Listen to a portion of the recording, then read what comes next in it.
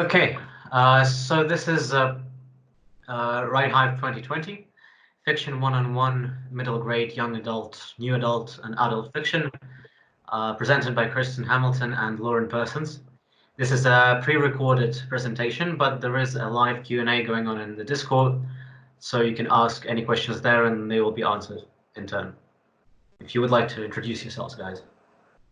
Okay, so hi, I'm Kristen Hamilton.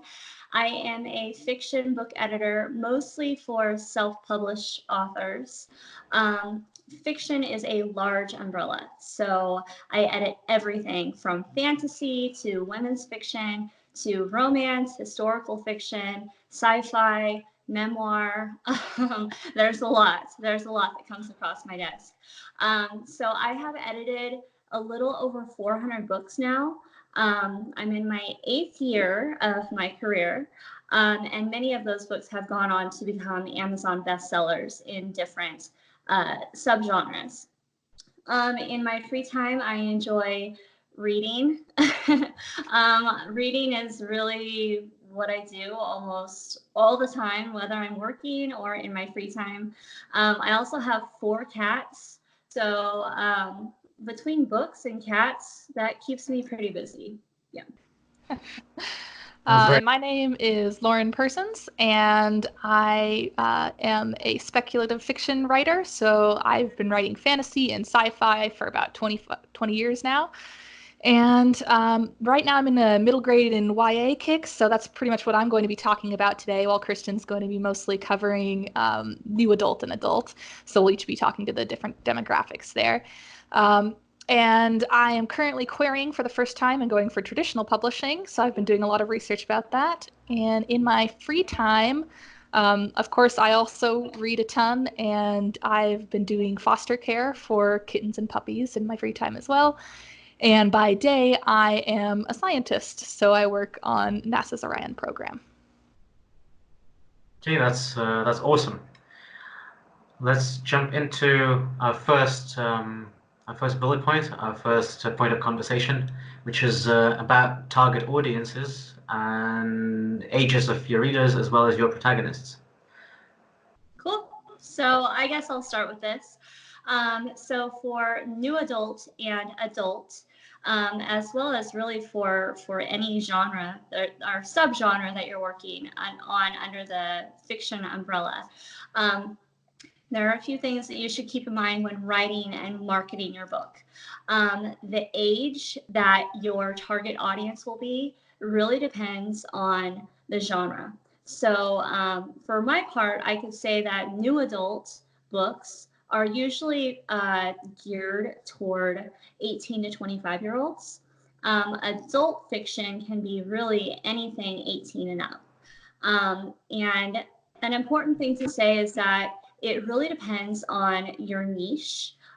So if you have a fantasy book, for example, I have a client, her name is Tanny Kennedy. She writes high fantasy, and she has a strong female protagonist in each of her books. So her readers are going to be adult women ages 25 to 45 who have an interest in a strong female protagonist. Her books also feature romance and horses, so that is something else that she would be wise to market her books toward. So the more that you can niche down your target audience, the better it is, because then you have a better idea of who you're speaking to when you're writing your book, as well as what they like. For middle grade and YA, there's a smaller range of ages for your demographics. So middle grade tends to be 8-year-olds to 12-year-olds, roughly speaking, and young adult tends to be 13 to 18. And there is a little bit of overlap there, right where those two age groups meet. Sometimes you can get a little bit older in middle grade or even a little bit younger in YA. Those tend to be the outliers. As far as niches, there's actually upper and lower middle grade, even though this is a very narrow age group already. So for upper middle grade, it tends to be 11 to 12-year-olds, and lower middle grade tends to be 8 to 10-year-olds or so. And even though this is already a very narrow range that you would be writing to and that your readers would be reading, there's a huge difference in the maturity level between, an 8-year-old and a 12-year-old. So even though this is such a small range, you've got a wide variety of themes and target audiences that you'd be focusing on. Yeah, and that's a really good point, Lauren, because if your target audience, let's start over. If your book's protagonist is an 8-year-old boy, there's a pretty big chance that your book's target audience is going to be 8-year-old boys. Yes. So really, the best on who your book's target audience is to look at your book's protagonist, because the book's protagonist or the main character is usually a reflection of who your reader is. Absolutely. It definitely tends to be overlap between what your reader is and what they want to see in a book. They want to see people who are like them, who have shared the same experiences as they do. Exactly. That's why you don't have adult characters or adult main characters in children's books, because kids don't want to read about adults doing things. They want to read about other kids doing things. Yeah, and kids don't have the same life experiences as what adults do, so there's no way that they could relate. And vice versa with adults reading about kids. I mean, yeah, as adults, we have all once had the childhood experience, but in most cases, adults are going to want to read about adults who have similar interests as what they, the reader, do. So, Absolutely. So if you're trying to find your niche, if you're trying to find your target audience, you really need to look at your book's main character, because that is pretty much going to be who you're talking to when you're telling this story. Right, absolutely. And even kind of going off of that, looking what your book should be about is also going to play into who your demographic is. What are those people interested in reading about? So for kids, they're going to be interested in escapism. They're, constantly daydreaming and fantasizing about running away to another world, which is why you see a lot of portal fantasy in middle grade that you don't see as much of in young adult or adult. Right. And so to use an example as far as adult fiction, if you look at a book like The Martian by Andy Weir, the readers of The Martian would enjoy action, but they also probably have an interest in space exploration or space travel. Yeah, Lauren, especially I'm particularly absolutely Mars. the target audience for that book. I know. So just take a look at your book and make a list of the common themes in your book. And those themes are what your readers would be interested in, and that is your target audience. Yeah, well put. We want to go down to word count. I think that's good. Okay, Lauren, why don't you take this? All right, word count. So word count is important to your story, but it also comes second to telling the story well. So making sure that you know what the scope of the story is comes first, and then looking at your word count second to make sure that you haven't gone too low or too high from what is the standard in the industry. Comes after making sure you've told the story you're trying to tell. That said, the standard in the industry for first-time authors who are trying to break in is important. And once you've become established author, you can branch out and you can get a little crazy and you can be George R.R. Martin and write, hundreds of thousands of words in each book. But if you're a first-time author, you do need to be aware of what the standards are and make sure that you are not widely outside of that range. Yeah, that's one thing that I always tell my author clients, because a lot of the authors that I work with are first-time authors.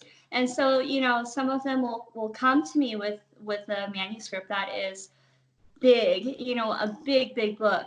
And generally speaking, not always, but generally speaking, manuscripts that are over 100,000 words, agents will kind of be wary of by first-time authors, typically because first-time authors really aren't the best at good pacing, good character development, good plot development. I mean, there are a lot of elements that go into a successful book. So if a manuscript is over that 100,000 word mark, it really can be detrimental to the author's success in the traditional publishing agency. Now, the traditional publishing, what's the word I'm looking for? The world. Yeah, that world. So as an editor, if someone comes to you and they have their manuscript that they want help with, would you say that it's easier for you to cut down a large, long piece, or it's easier for you to maybe build up and put some more meat on the bones of a piece that's too short for the genre? It's always easier to start with something really big and work it down smaller. Just because if you start with something that's too small, in order to make it bigger, you would need to add material, and that could constitute as ghostwriting, which is, going back to the drawing board in some instances. So it's really a lot easier to start big and really cut the fat, so to speak, and really make your story much tighter and more concise. Right. So some of those, oh, sorry, go ahead. Yeah, I suppose two questions. One, going back to the thing that you said about manuscripts being over 100,000 words, does that still apply if 100,000 words is typical for the industry? For example, with some fantasy and sci-fi works, it's common for them to be of larger word counts. Would that still apply to that point about first-time authors? That is a really good question, Matt, and thank you, because I was I was going to segue to that. So perfect, good timing. So so there are some subgenres under fiction where it is acceptable to have a larger word count for your manuscript. So so obviously there's going to be, as Lauren said earlier, there is going to be a suggested word count for whatever genre you're writing in. So for example, women's fiction, 70 to 90,000 words. Memoir, 50 to 60,000 words. General fiction is usually about 80,000 words. But for books that are more speculative fiction, like sci-fi or fantasy, it's actually not uncommon to see a manuscript that could be anywhere from 100 to 120,000 words. So there are caveats to that rule, that you should try to avoid writing an overly long manuscript, because as long as the story is told well, okay, as long as the story is told well, that is the most important thing. There are a lot of authors that I have seen personally that will try to write an 80,000 word book, and the story would have been better told if it was cut off at 60,000 words. So no matter what, make sure that you're not adding in filler material, because that just weakens your writing. To contribute to that, I think you said it can be 100 to 120,000 words is not uncommon for longer, high fantasy or sci-fi works. Yeah. But there is still that cutoff, again, for first time writers who are trying to get published for the first time. That 120 length, I think, and you can correct me if I'm wrong, it's dangerous to go above that, because that's when agents start kind of squinting and it can be, yeah, it can be, but it's really circumstantial, because there are some stories that are 120,000 words that are written very well, that have good pacing, good character development, good dialogue scenes, and all that stuff. But there are other manuscripts that just don't capture the reader's attention as well, and that is where it becomes problematic. Right. Yeah. Could you give some more examples of word counts for YA and middle grade? Yeah, definitely. So middle grade tends to be roughly 25,000 words on the low end and about 55,000 or 60,000 on the upper end. And this range does shift around between whether you're talking about lower middle grade or upper middle grade. So lower middle grade would be 25 to 40,000 words or so, and upper middle grade for the older kids would be 40 to 55,000. And like Kristen mentioned earlier, there is more wiggle room for speculative fiction, for science fiction and fantasy.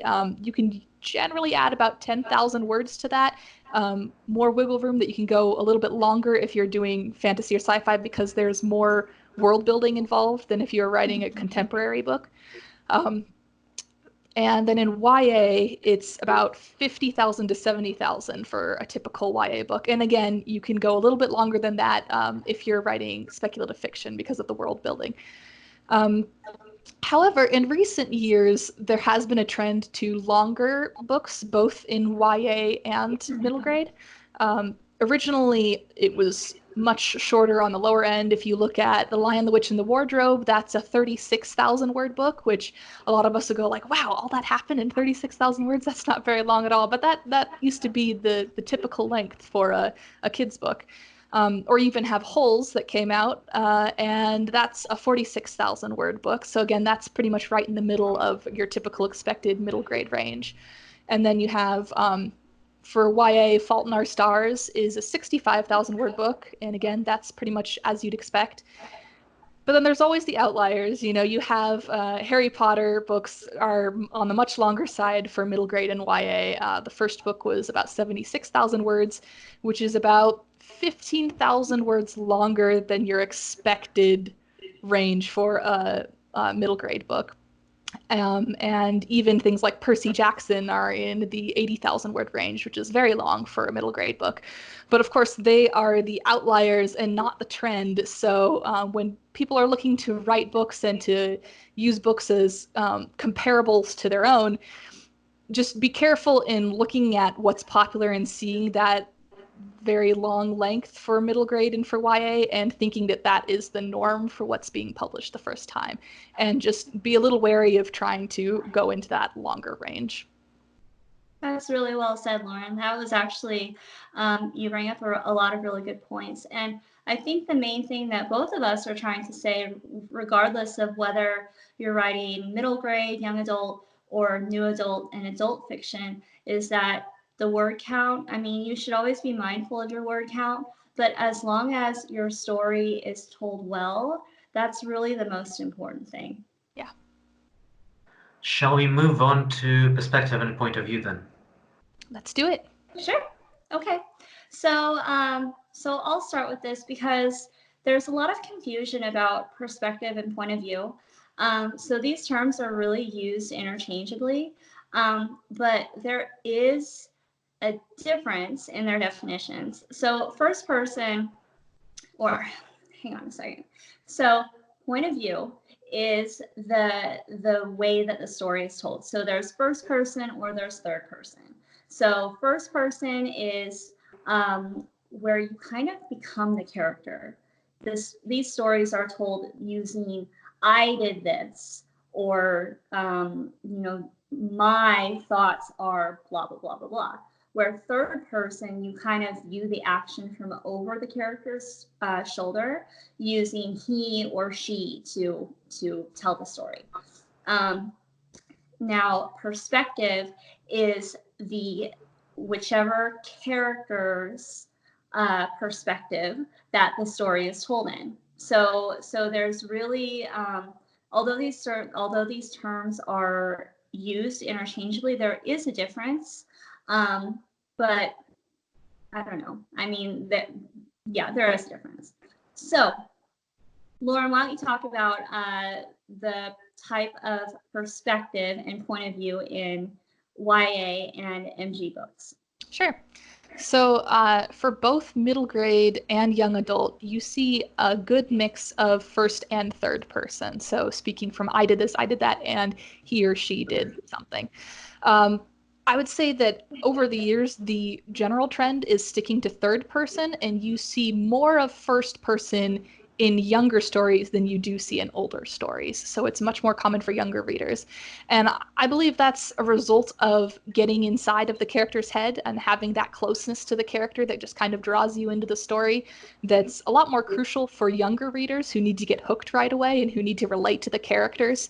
And that closeness of point of view, I think, is really important with first person. It's why you see it in so many younger stories. So for that point of view, First person is generally, there's only one main character. There's only one point of view that's going on in the story if you're talking in first person. If it switches between multiple characters and they're all speaking first person, I did this, I did that, it can be kind of hard to translate between who's talking and whose head we are now in, because it's harder to know. With they're saying a or I am instead of a name, then it can be hard for people to keep track of who's who. Yeah. So generally in first person, you only see one point of view character. That said, in middle grade, there's generally only one point of view character that you're following around anyway. So it's not a problem if you're writing in first or third. In young adult, there can be more point of view characters. So usually one or two is common. And of course, there's always the outliers to that as well. People can write more than just one or two point of views in young adult, but generally speaking, one or two is the most common. So how many point of views would you say is more common in new adult or adult, Kristen? So the number of perspectives in new adult and adult books can range. There are some books that only follow one character. There are other books that follow multiple characters. And each character has their own section or their own chapter that follows them and their story. I would say that if you are writing a book with multiple perspectives, try to cap it at like 3, maybe 5 at the very most. Even 5 is a really high number for the number of character perspectives you want to have, just because, like Lauren said, you don't want to overwhelm or confuse the reader with having too many things, too many different characters' perspectives, and too many different characters' storylines going on. And I think the length of both of these also kind of plays into that. You know, you're going to have a lot shorter stories for middle grade and YA. So having multiple perspectives that you're following around means you're spending less time on each of those characters. Absolutely. Absolutely. And as far as point of view, Lauren, like you said, there are a lot of books for younger readers that are told in first person point of view. As far as new adult and adult books, it really depends. It really depends on author preference. There are some books that are told in third person using he or she. There are other books that are told in first person using I or me. And it really, like I said, it really just depends on the author's perspective. There are some books that do better written in first person or third person. It just really depends on the topic, the genre, the main character. So for example, if you're writing a romance books generally tend to be written in first person so that you're able to get into that character's mind and really understand, the romance that they're going through. Would you say that the more character focused a work is, the better it works in first person? And is it in any way hindered by moving it to third person? I would say that generally first person is better for books that focus on human emotion and the process of the experience of being human and going through difficult experiences. Third person is usually better for books that are plot driven. Yeah, I would agree with that. And first person also lends more towards and a more immediate voice as well, which ties in with that emotions that you were saying. It's a lot easier to get a good sense of what the character is feeling and thinking and their opinion on things when you are right in their head, when it's as if it's happening to you. Yeah, exactly. You essentially in first person books, you become the character. You're experiencing the story firsthand. You're experiencing their emotions and their thoughts and everything that they're going through as if it's actually happening to you. So first person can be very powerful, but I mean, third person also has its merits.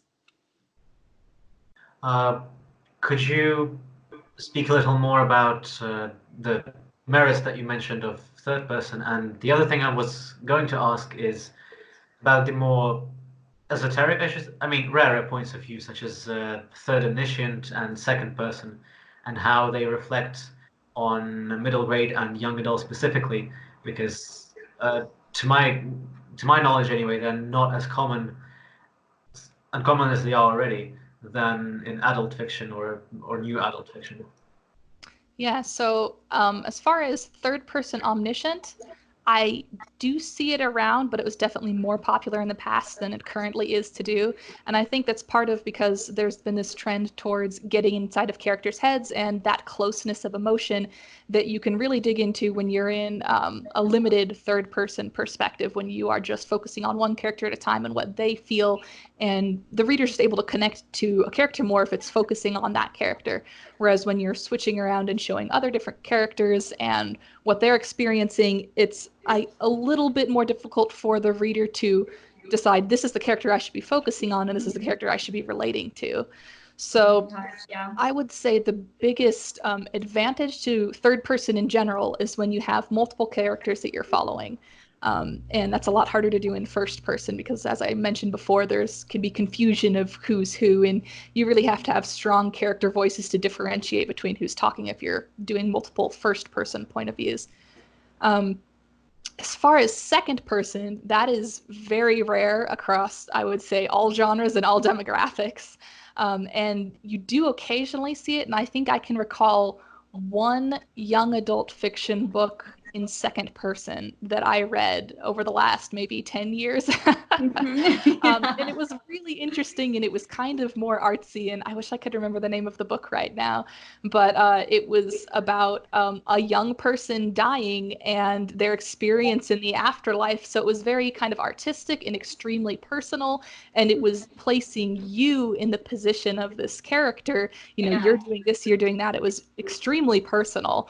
And it took a little bit of time to kind of get into the flow because you don't read a lot of second person books. So it kind of caught you off guard at the beginning. But, after a while, it just is how the book is written and you kind of see past that point of view at a certain extent. And it's all happening to you. So it would be interesting if there were more second person books, but I think they're very difficult to do well, which is why you don't see them that often.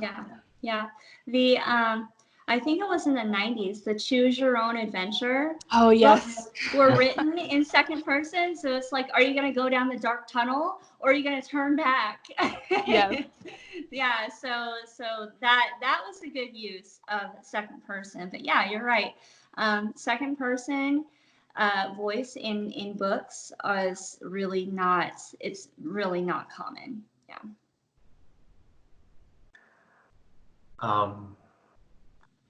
All right, shall we move on to tone and voice, or is there something else about point of views that we should discuss? I'm good for tone. I think we're good. Okay, good. Let us move on then. Okay, so writing tone and voice. There's a lot to say about this. So it's important that you get the balance right when you are when you're writing your book. So there are a few things. One moment, can you please define the difference between tone and voice, just for clarity's sake, before we start talking about managing them? I think they're pretty much the same thing, aren't they, Lauren? Yeah, I would say they're very interwoven. Voice can be more either character voice or narrative voice, so kind of the style that you're writing in. And I guess I would associate tone more a bit with the mood or the atmosphere. So whether it's, happy or dark or mysterious, and the voice is very much tied into all of that. It's going to inform the tone a lot. Yeah, it influences it, definitely. So when I think about a writing tone or the voice, I think about how it makes the reader feel. Okay, so there are a few different things that could go wrong, I guess, with writing with the tone or the voice. One issue that I have seen a lot of is that an author will be way too informal with the book. So for an example, using words like and such, actually, or about 15 minutes later, anything like that just feels a little too informal for an actual published book. There was actually, ironic that I use that word. There's an example in a book that I recently edited. The line was, Sarah actually began to see that as a blessing. There's no need to include the word actually in there. And actually, ironically, I'm using this word again, it tends to weaken the writing itself. So being careful not to include too many colloquial words or too many informal words in the writing is a really important part. There's also, you could be too formal or you could be too vague with writing, which is problematic in itself because it causes readers to disconnect. So let me give an example of something that's too formal. As he leaned forward, charming words flowed across his orthodontic enhanced teeth. I just need to clarify for myself that this is a real one. It's real. No, it's real. Yeah, this is something that I edited. And I mean, it's some, many authors don't realize that they're making this mistake. So it's important to just realize, okay, take a step back, think about who you're talking to, who your audience is, and make sure that you're not being too formal or too vague. Here's an example of being too vague. She pulled at any wave of dissatisfaction with where she lived to glorify instability and duress her awakening. I'm not even sure what that's saying. I have no idea what's going on in that sentence, and readers won't either. So you have to make sure that you're clear, you're concise, and that your tone isn't too formal or too vague. Yeah, I totally agree. And I think too vague is probably the biggest problem here. If you're so vague that people don't understand what's going on, then your reader is just disconnected and you are totally out of the story. And that's the place where you maybe set the book down and go, do one of your chores or something. Absolutely. The main goal of writing a book is so that when readers pick it up, they get sucked in and they're like, oh my gosh, like they don't even realize that they're reading a book. Mm-hmm. So if you have anything that is high-level vocabulary words, too many high-level vocabulary words, or outrageous word choices, or anything that it seems like the author is trying to impress the reader, mm-hmm. in most cases it's going to backfire. Yeah, I agree. And especially with large words in middle grade fiction, it's okay to sprinkle a couple in here and there because kids do kind of like to learn and feel like, they're growing as they're reading. But too much of that is a great way to get them to, again, stop reading. They have to go and look something up or ask their parents. And so that will disengage the kid right away. Mm-hmm. I want to go back and talk about your too informal and too formal as well, about middle grade and YA. For too informal, I think possibly the only exception to that is first person middle grade, where you can get more voicey, where you can get more grammatically incorrect with how kids are explaining things. But of course, you don't want to completely replicate realistic speaking when you are using these filler words, and such, actually, about. It's okay to sprinkle them in so it feels like a kid's voice, but you don't want to overwhelm them with that. Right. And especially in dialogue too. It's okay to use stuff like that in dialogue because that's how they're really speaking. They're really using these words, these colloquial words. But when it's in the narration, that is when it can become a problem. Mm-hmm. And I think as well, too formal is definitely especially bad in middle grade because kids want that voicey emotional connection. And so too formal, where that might be more acceptable in certain genres and certain demographics, like Tolkien-esque fantasy, where it can be very formal and almost clinical in some places. That's definitely not something you want in a younger demographic. So in essence, it's important to realize what effect your word choice is having on the reader and control that. Absolutely. Yeah, absolutely. So if for an example, recently, a couple years back, I edited a book called Brain in a Jar by David Shaw. Now, the author in this book used more high-level vocabulary words because the main character was a genius who actually, his brain was transplanted into a computer. So the author used a lot of high-level vocabulary words, but it totally fit. It totally fit the story because the main character was a genius and he turned into a computer. So I mean, it's all circumstantial, but really is as long as you're aware of how you want your reader to feel when they're reading your book, that's really the important thing to focus on. Absolutely. Like you said, going back to the target demographic, if you have people who are reading hard sci-fi, they're going to expect that more formal, more wordy kind of writing. They want to see accurate language. It's explaining these more technical concepts that you would not want to see in a soft fantasy and YA. Exactly. Yeah. And that's another good point that you brought up, is that each author, and not even including each different genre, but each author within the genres, they're all going to have their own unique writing style.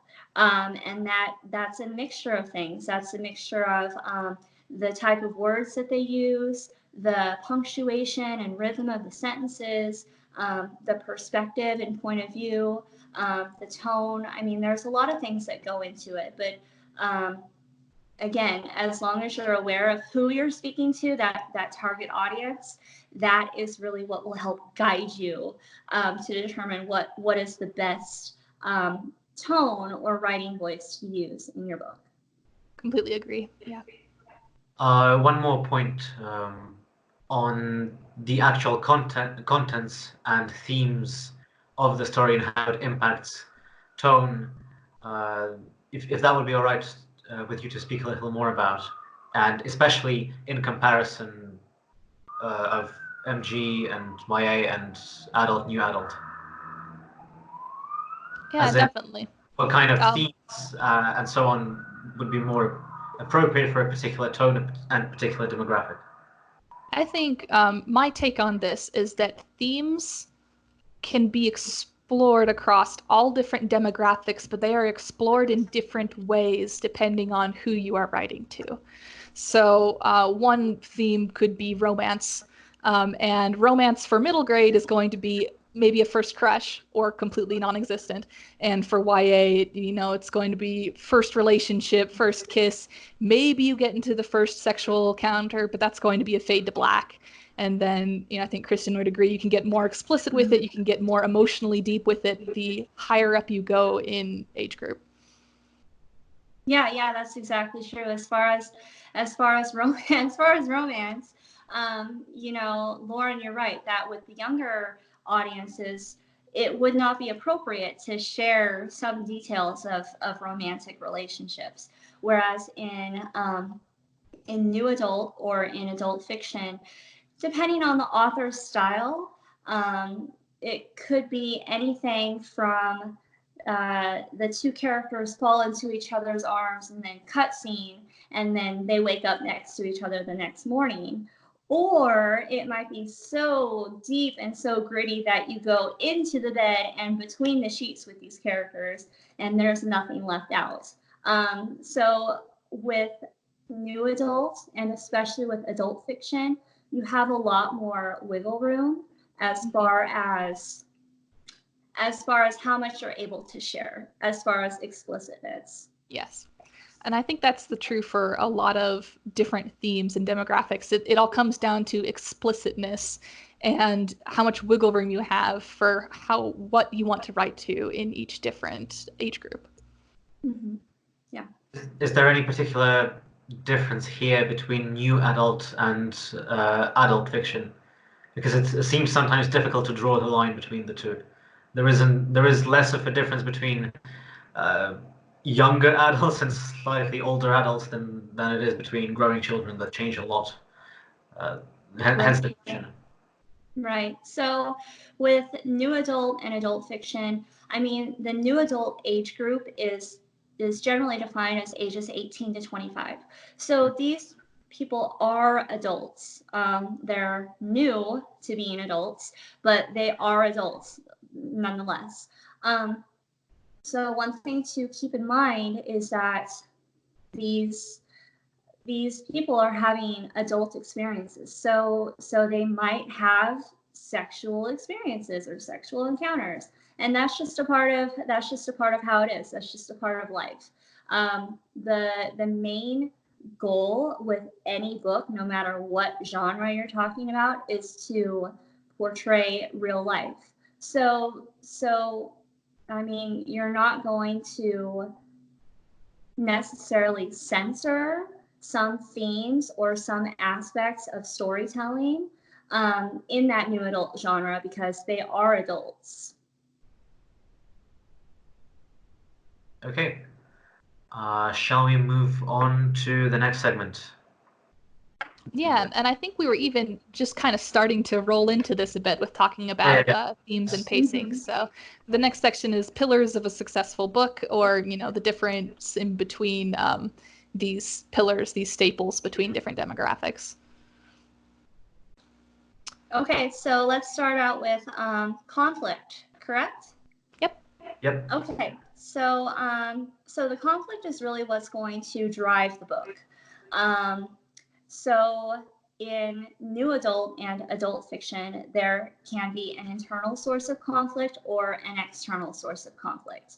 An external source of conflict really is a lot of plot-driven fiction books rely on an external source of conflict, something that happens to the character that the character has to overcome to realize his or her goal. An internal source of conflict can also happen in fiction books, just depending on, for example, if it's a romance book, let's say, the main character might have an internal conflict as far as, oh my gosh, I'm having an affair with a married man. Is this moral? Should I do this? That would be an example of an internal source of conflict. And I would say in a lot of speculative fiction, especially, you tend to lean more on external conflict. There's a war going on. There's I need to protect the throne.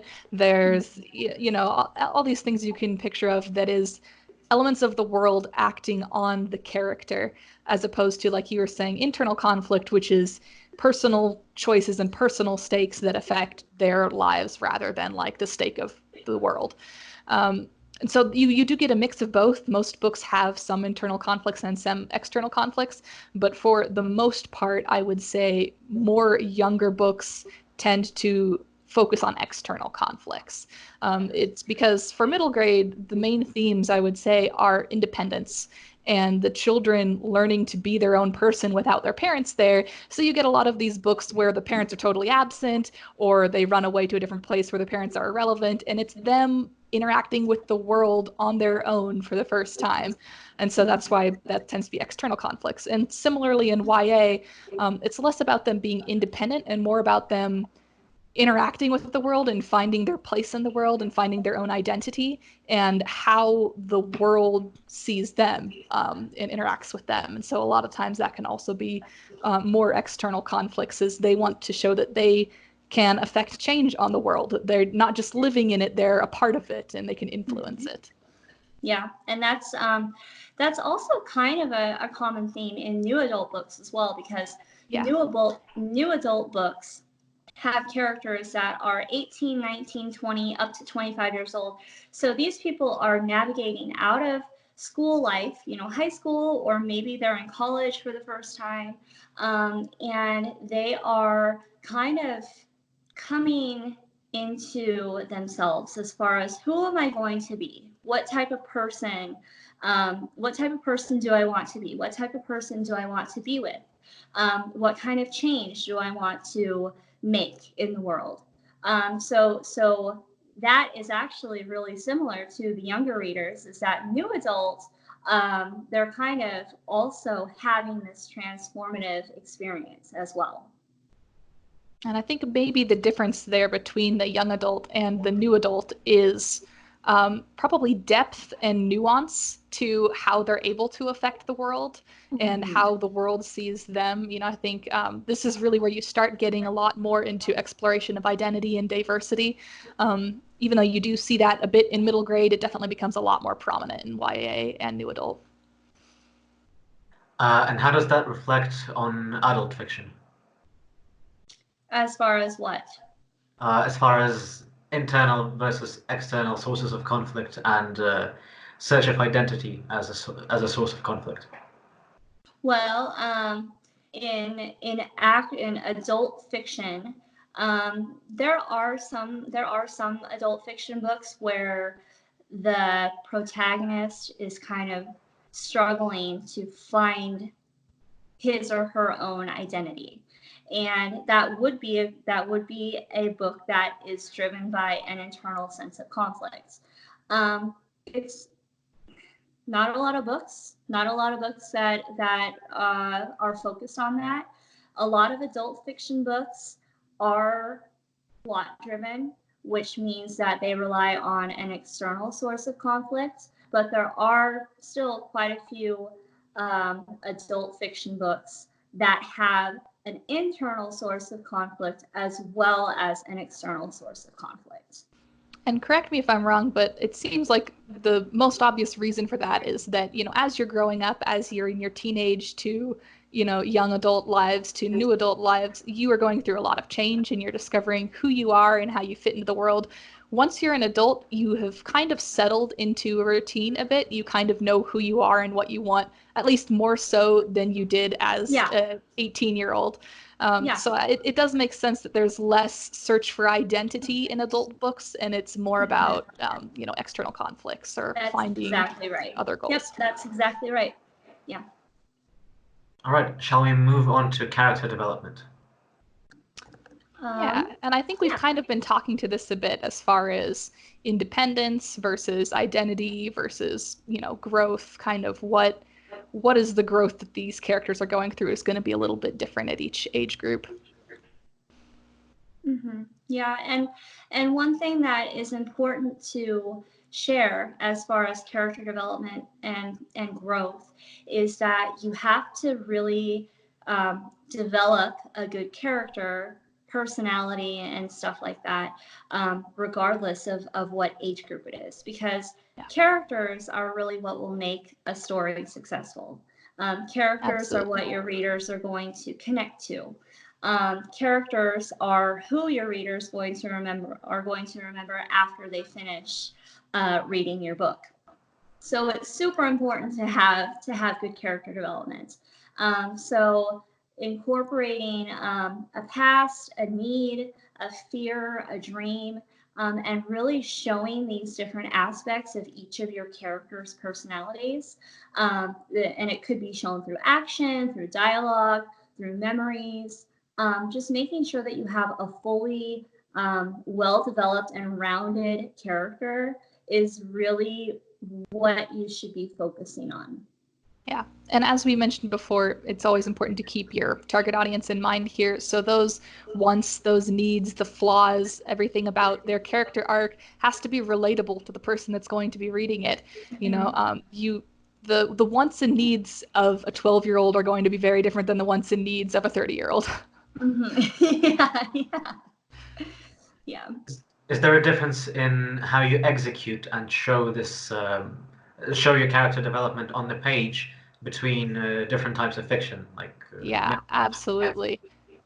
For middle grade and to a lesser extent to YA, you need to be a little bit more explicit with emotional reactions of what your characters are going through. You can use a lot more subtext and a lot more self-reflection, I think, in more adult books. But if you spend too much time self-reflecting with a 10-year-old, the kids are going to lose interest. If they don't want you to spend a paragraph, thinking about the moral quandaries of their decision. They want to make a decision and go. Yeah, that's a really good point.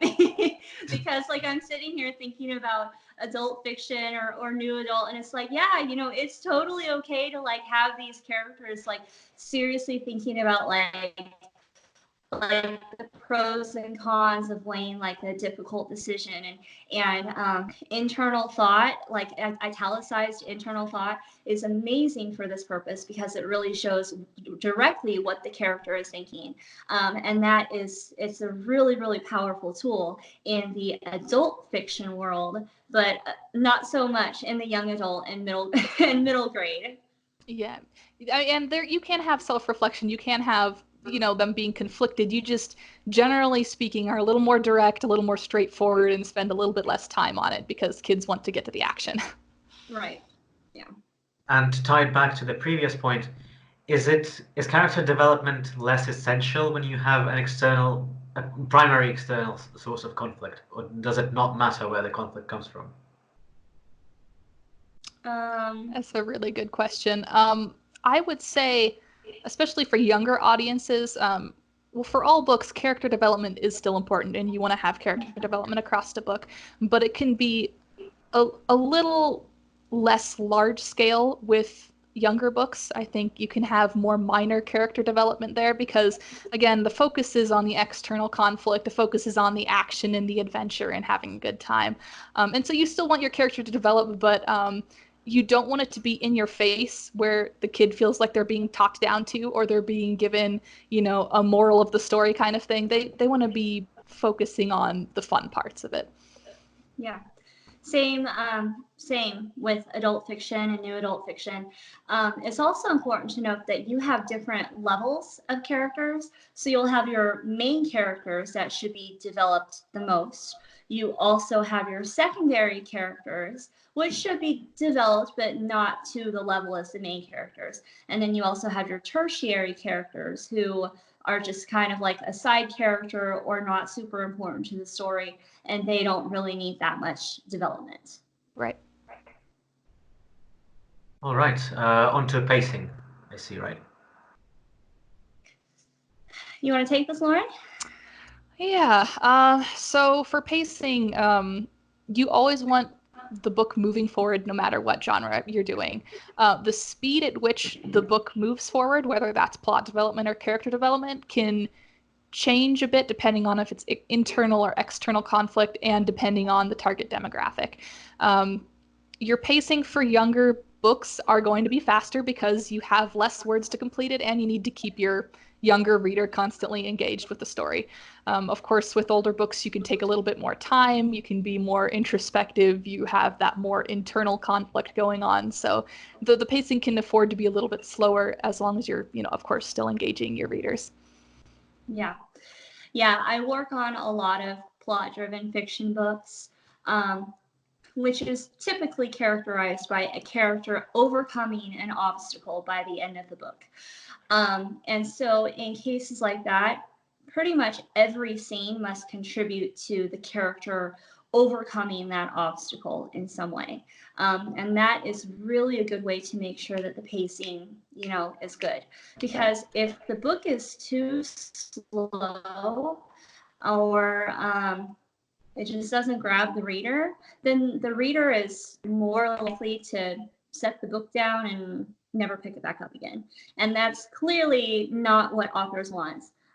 So really making sure that your story is as tight and concise as possible, with not really any unnecessary scenes, unnecessary dialogue, anything flowery or anything essentially unnecessary, really can hit the floor.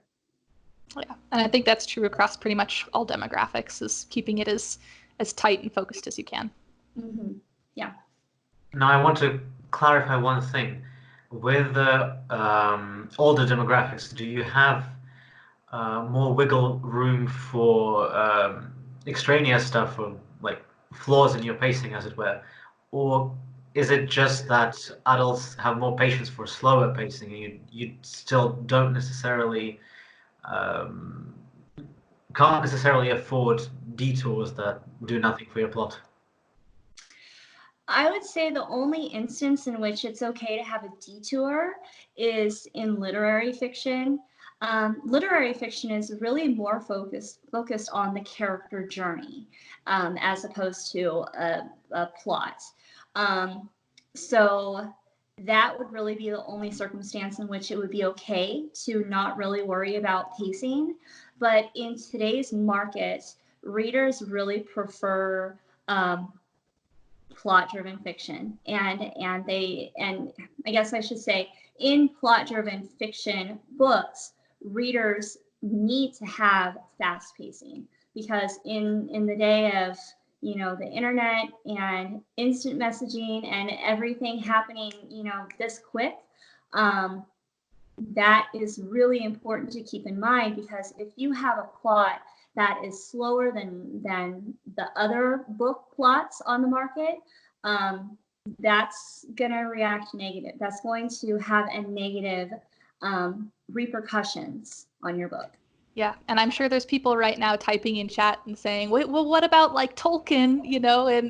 Why can't we have slower books?" And like you said, it's a different market now. Yes. It's marketing to different audiences. And Uh-huh. yes, older books were slower, but you can't write in that same style today and have that same audience there waiting to read that book.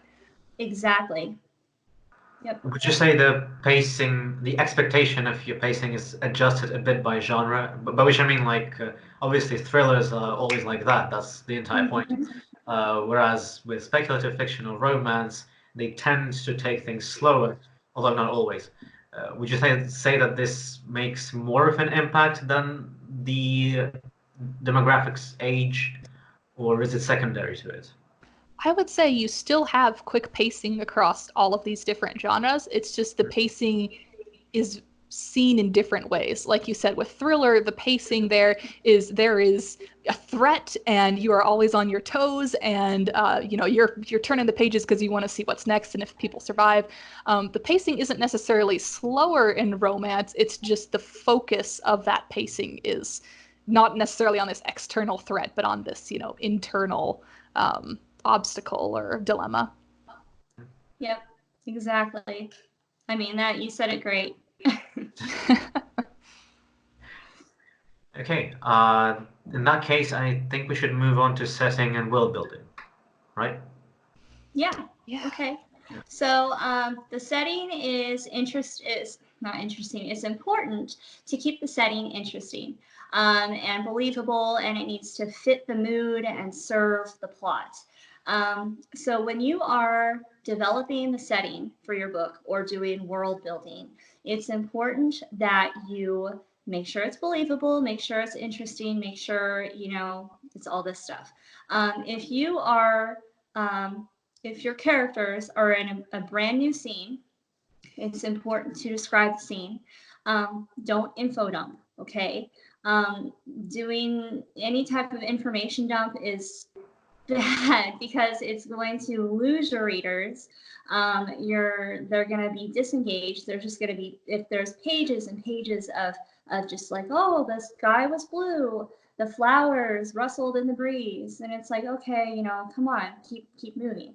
And that kind of ties back into pacing as well. You want to make sure that you are sharing information, but that you are sharing information in such a way that it's incorporated into the scene,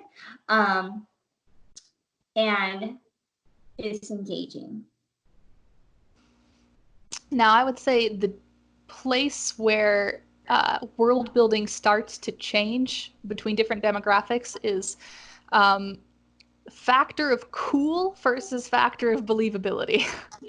And those two are always warring with any, genre, because you want to keep your readers engaged. They want to think that what they're reading is awesome. But adults are probably more likely to be skeptical if something doesn't make sense than a kid might be to just, kind of blow it off because what's happening is so cool that it doesn't matter if it makes sense. There's a little bit more wiggle room there for suspension of disbelief, I think, for younger audiences versus older audiences, and even between different genres. Yeah. Yeah, and I think to tie it back to the previous thing is your point about info dumps. They really bog down pacing, and correct me if I'm wrong, but while children's literature tends to have more wiggle room for believability and ridiculousness, it has way less room for info dumps and Yeah. extra information, so to speak. Yeah, I definitely agree with that. Just in any story where all of the characters appear on a different world and everybody speaks the same language, if that happens in a kid's book, nobody blinks. If that happens in an adult's book, you might be like, well, do they have a translator, or how is that happening? That's true. Yeah, that's a good point. Yeah. Yeah. One other thing that's like kind of totally off what we're talking about, but still has to do with setting and world building, is incorporating the senses. This is something that I encourage my author clients to do. So if you're having trouble describing a scene, think about the five senses. So what are there? There's sight, sound, touch, smell, and taste. So, I mean, obviously you can't use all of those in every scene, but if you are, for example, if your characters are in Tokyo and trying a new culinary dish for the first time, that is a good way to incorporate those senses. Obviously, in most cases, you're going to be using the more common senses like the sight and hearing. So if your characters are outside and it's a beautiful day, there might be a bird that's chirping. And just incorporating little details like these can really help bring the scene to life. And I would say that's important across all demographics, just including the senses. Mm-hmm. All right. Our next topic of discussion is themes.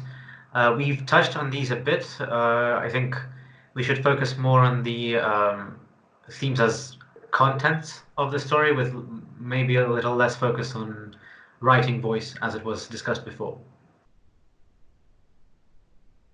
Yeah, so we mentioned before the explicitness you can get into changes across demographic, whether that's romance or profanity or violence or sexuality. It's going to be a little bit more surface level, a little bit more mild in the younger, and much deeper, the potential for much more explicitness in older writing.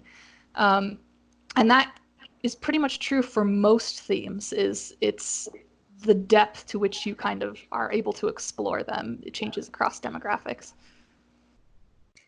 Yeah, one of the best things that you could do when telling a story is to make sure that you are tackling universal themes. This could be anything from I don't know, dysfunctional families to drug abuse to romance and falling in love for the first time.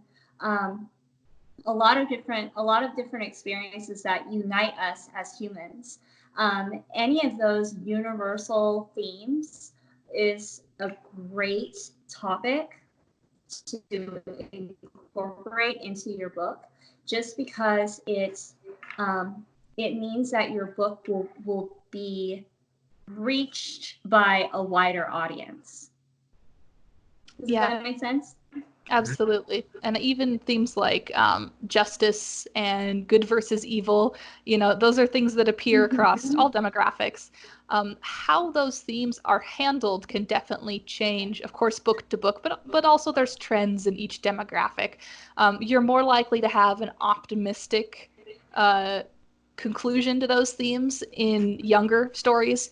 There's more likely to be justice in a middle grade story. there's more room for shades of gray the older you get, I believe, and there's even more room for, the bad guys to win in older books.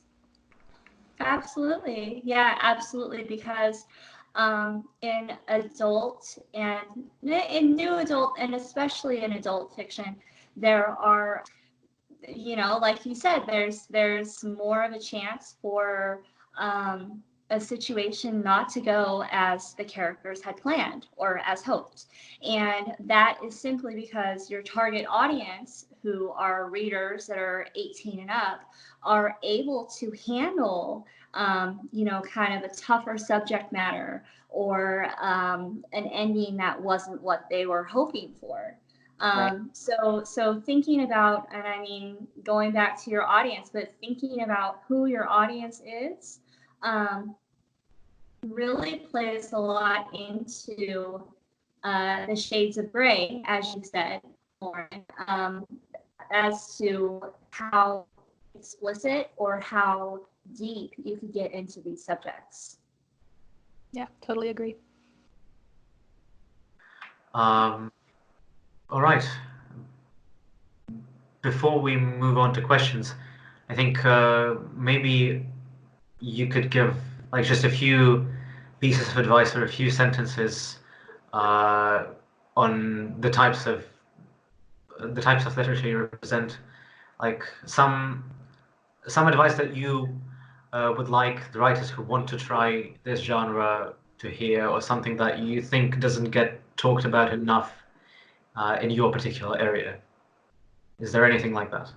Well, first, I just like to, I guess, recap the main takeaways that I would want the audience to have, and that is to know your target audience, and not just to know their age, but to know what they're going through in life at that age and what they would want to see in writing. Are they kids that need to be encouraged to overcome all odds and experience independence for the first time, or are they young adults that are starting to realize that life isn't always fair and they have an effect on the world and they need the encouragement to be outspoken and find themselves? Or are they adults that going through completely different life experiences and experiencing grief and understanding who they are, but maybe how they affect the world and are affected by the world more. So definitely, as much as you can, know who you're writing to and know the messages that they need and the stories that they want.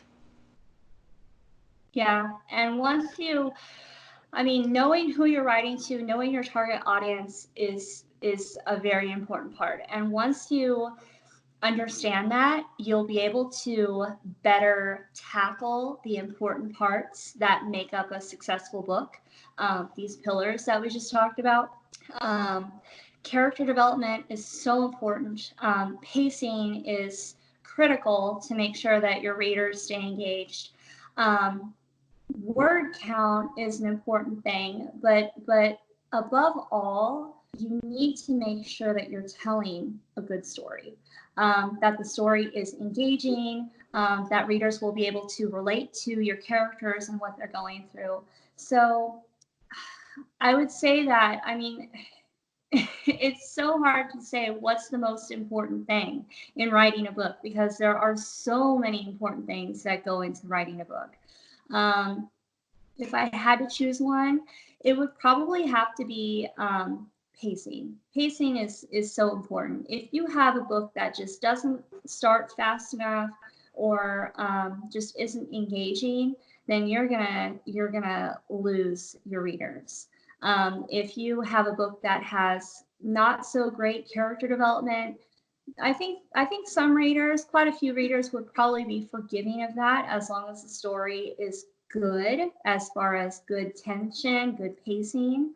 But really, pacing is just critical to make sure that you get it right. All right. I think we're gonna move on to the questions. Yes? Let's do it. Sure. Yeah, like I said, we'll be answering some of your questions via Discord by text. These are questions that were pre-submitted to us. and I'll be alternating between them. There are a few that refer to the very beginning of the presentation and that are more general, and I'll start with these. So the first question, very general about the ages of protagonists. We talked about this a little bit.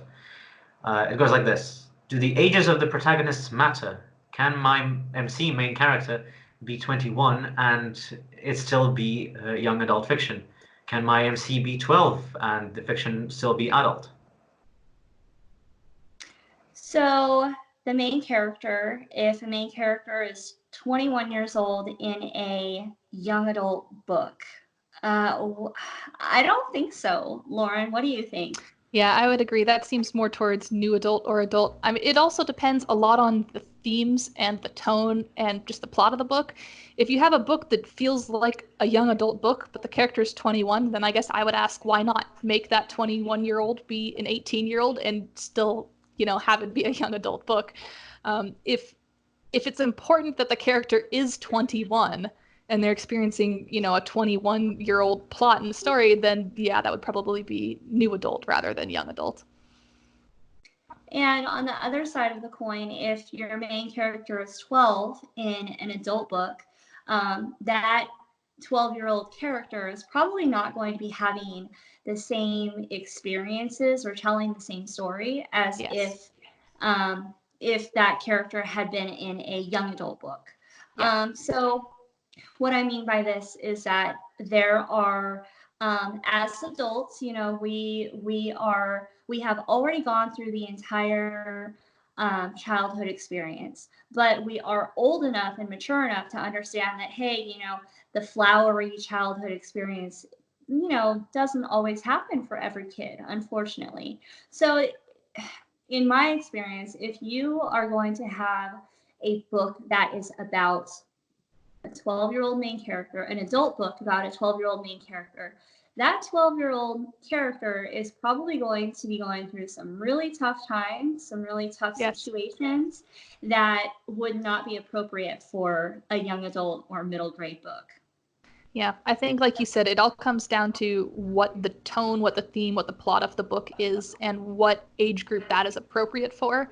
And I think the older you get, the more wiggle room for the age of the protagonist you can have. Because like you said, you've already experienced those younger years. So you can have an adult book that's about a 50-year-old or it's about a 12-year-old, as long as it's about adult topics, versus a 12-year-old protagonist in a middle grade book. It's going to be about what a kid experiences rather than what an adult would experience. So I'd say the range for the ages you can write widens as the target audience gets older. Right. Okay. The next question is again about age ranges. What are the young adult versus new adult age ranges, both for characters and target audiences? We've answered a bit of this. Is there overlap? So new adult is typically defined as ages 18 to 25. And what is young adult, Lauren? Usually 13 on the low end, 18 on the high end. So there is that 1 or 2 years, maybe 18, 19-year-old that could either be young adult or new adult. Yeah. And I mean, I'm sure there are books that can be classified as either young adult or new adult. But really what it comes down to is the themes that are talked about in that book, and how the character handles those things.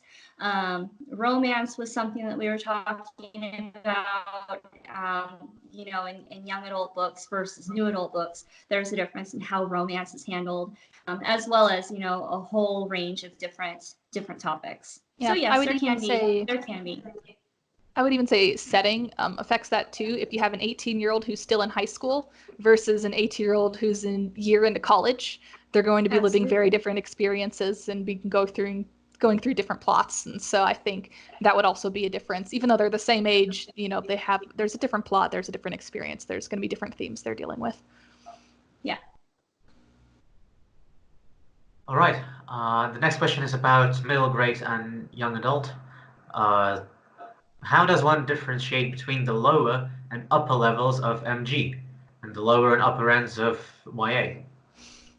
So the first and easiest way is word count and age. For the younger end of middle grade, which is going to be about 8-year-olds to 10-year-olds, those are also going to be shorter books, and they're going to be more simple plots just because, again, shorter books, you're going to have a more concise story there. For upper middle grade, 11 to 13-year-olds, you're getting a little bit more complicated plots, a little bit more complicated themes, and trials that your characters are going through. And so there might be more leaning into young adult themes of like identity when you're on the upper end of middle grade versus when you're on the lower end of middle grade, which is just going to be more about adventure and independence. For young adult, the lower area of young adult is about 13 to 15-year-olds, and the upper end of young adult is 15 to 18-year-olds.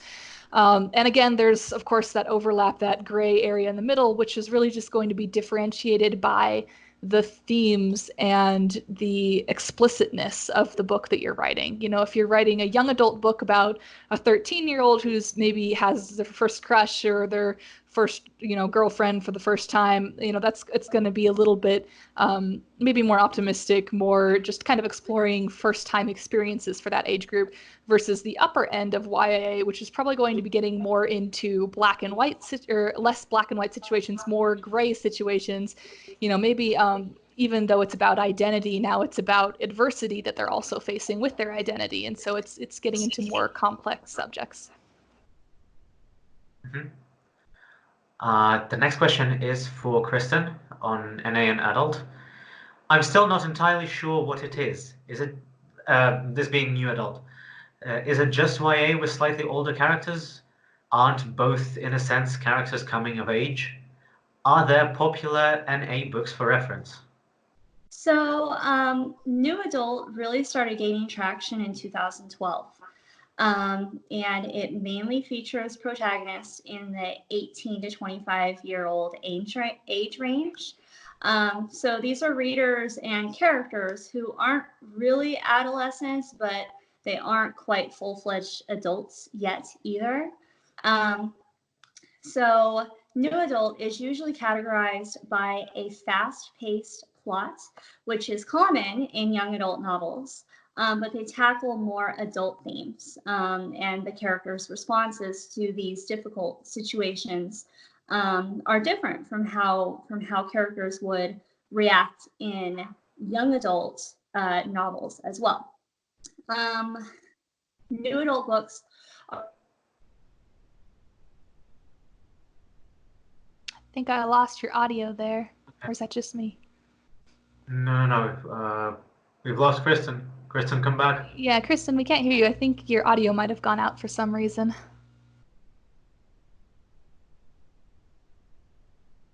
Still can't hear you. I think, Kristen, let us know when you come back. I think we might put a pin in that question for now. And while Kristen figures out the audio issue, I think we should move on to another question for Lauren. Is that all right? Sure. Yeah, as soon as we hear you, Kristen, we'll let you know. And in the meantime, we'll just keep answering middle grade stuff. Yeah. So the next question about middle grade and YA is what are themes that differentiate the lower range of MG with the upper range of MG and with YA? Okay. Well, I think I kind of just talked about this a little bit to the previous question, which is difference between independence and identity. You get a lot more independence in the middle grade range versus a lot more identity in the young adult range. And again, how those themes are handled change between the different age group. And I think we can hear you now, Kristen. I think you're back. So I'm not sure. Maybe. I thought I could hear her for a second. Anyway, I'll just keep going on this one. So middle grade would be overcoming the odds, because again, that's the kind of the story that a middle grade needs to hear is perseverance and determination, versus young adult, which might be encountering bias and unfairness for the first time. And it might not be as easy to overcome the odds as, a rosy middle grade book might show it as. So it's definitely, I guess, you get a bit more elements of realism in the younger or the older you go with the audience, although you can still have it across all both middle grade and young adult. Okay. Kristen, are you with us now? Yes, I am. Can you hear me? Yes, Yeah. we can hear you. Okay. I don't know what happened. I lost connectivity or something. Okay, It happens. so I was answering the question about what new adult is. Yeah. And then, okay, so I don't know where I was cut off in that, so I'll just kind of quickly go over where I was. Yeah, let's do that. So new adult started in 2012-ish. And the protagonists and main characters are usually ages 18 to 25.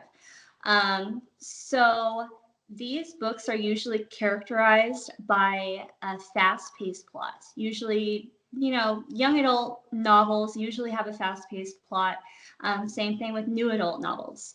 But they usually tackle more adult themes than young adult books would. That's why there's this whole new genre called new adult books. They're not applicable to young adult themes or genres or topics, but they're not quite full-fledged adult novels either. So new adult has real world universal issues that a lot of readers are able to connect with. Things like dysfunctional relationships, drug dependency, self-esteem issues, coming into one's own character, figuring out who they want to be for their life. And actually, Lauren, you had this really good line that I want to use. You said that new adult is where young adult blurs the line with adult fiction.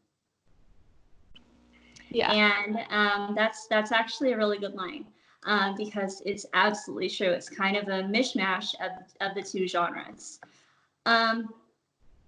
References. So anything by Colleen Hoover, like Hopeless or Verity is one of her newest books. The Magicians by Lev Grossman, A Court of Thrones by Sarah J. Maas. All of those are super popular books in the new adult genre. Some books that I have edited include Blood Cure by K.R. Willis, Noble Hearts by Vanessa Petros. There are a lot of books that are coming into this genre. All right. I'll direct the next question to you as well. If that's all right. How mature can you go in YA or NA before something becomes adult? Like we were talking about before, a lot of it has to do with the reader base, the target audience themselves, as well as the author's writing style. So in new adult, like I said earlier, these characters are 18 years old, so they're adults. So if they want to enter into an adult romantic relationship, that is, fair game, and that's what actually a lot of new adult books talk about, is about romance, new romantic relationships among adults. And that is really one of the big differences between new adult and young adult books, is that young adults, Lauren, correct me if I'm wrong, but young adult can't really get into romance or mature topics all that much. Yeah, the romance is not sexual, pretty much. Or if it is sexual, it might just allude to it and then it's completely off screen. But for the most part, it's just about, dating and kissing for the first time and, having different kinds of relationships. But it is definitely on the romance side versus the sexual side of relationships. Yeah. And as far as the difference between new adult and adult books, when it comes to romance, for example, in some new adult books, the tone down, whereas in actual adult books, especially in romance books or erotica books, for example, you might get a lot more graphic detail as far in terms of romance. But really, a lot of it depends on the author's style and how far the author wants to go. Yeah, just to add something from myself, does this also apply to other mature topics like death, violence, war, drug use, and other things? Because these are also mature topics, but I feel like they don't get discussed as much as romance and sexual relationships when comparing these different genres. Yeah, and I think each of those depends. For death, for instance, that can happen across all demographics, but the way you explore that element of the story is going to change from demographic to demographic. With death in a middle grade book, it's going to be someone personal, the character. It's going to be very sad. It's going to be very emotional and very focusing on how that death affected the character. Versus in maybe YA or new adult or even adult, it's going to be not just about how that death affected the character, but how that death affected others and how others are interacting with the character who's, in mourning. It's less focused solely on that one individual. It's more nuanced. But for things like drug use, you will pretty much never see drug use in a middle grade book. That is something that is going to be maybe a little bit in YA. It can show up in YA, but those tend to be the more mature YA books or even contemporary, YA books. And that's drug use is going to be mostly in new adult and adult. All right. The next question is for Lauren. Are there market trends in recent years skewing more toward upper or lower MG or YA? So I had to do a bit of research for this question because I wasn't entirely sure myself. But for the marketing, it turns out that the idea of upper middle grade is actually a fairly new concept that didn't exist until about 10 or 15 years ago. Before that, it was just kind of middle grade. And then the stuff that is considered upper middle grade now was lumped in with teen books before. So young adult books have been around for actually a while, I believe, since the 70s or 80s. But this, I guess, stratification in middle grade and YA is a more recent development. So the idea of having upper and lower grade middle grade and upper and lower young adult is more of a new concept. So upper middle grade is definitely an expanding audience, as you can see with books like Percy Jackson and Harry Potter, and basically any middle grade kids book that is focusing more on identity and diversity than you would previously see, as opposed to a more classic middle grade book like, Narnia. So that more mature middle grade books are definitely becoming a growing market that we didn't see about 15 years ago. For young adult, that demographic has really exploded over the last 15 years. Young adult wasn't nearly as popular in the past as it is today. And that goes both for upper and lower levels of middle grade. Just middle grade in general has kind of exploded off the radar. And because of that, it's become a very competitive demographic to write in because it's become so popular and there are so many books in the demographic now. The next question is for Kristen, and it's really two questions, but because they were very similar, we grouped them together. And they're about essentially marketing and publishing, traditional publishing. I've heard NA didn't actually survive as a genre in the minds of traditional publishers. If not, what do you recommend for people writing it? And the second one, do traditional publishers recognize NA as a different demographic? How old is the genre? And what would you do if you are going for trad publishing with a new adult and are about to query? So, new adult in the world of traditional publishing. It's kind of a sticky conversation topic. So, so new adult is in most cases a new genre that is accepted by book agents and book publishers. So, so let me back up. I mentioned earlier that new adult originally started to gain traction in 2012. It was actually invented by St. Martin's Press in 2009. And as I think it was like a writing contest or something. But they invented this new adult genre, and it just kind of took off. And by 2012, it really started to gain traction. So, is new adult accepted by agents? Yes and no. Most agents, I would say that most agents probably would accept new adult. There are some book agents who actually specify on their portfolio and their agent website that yes, I accept new adult book manuscripts and queries. So if you are an author who has written a new adult book, yes, you should query it as a new adult book.